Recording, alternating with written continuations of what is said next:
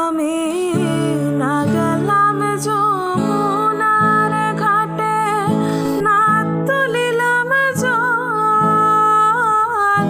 না হেরিলাম তার সখী, না হইলাম চঞ্চল। আমার ইচ্ছা বান্ধিবি, সোহাগ বান্ধিবি, অনুরাগ বান্ধিবি কেমনে?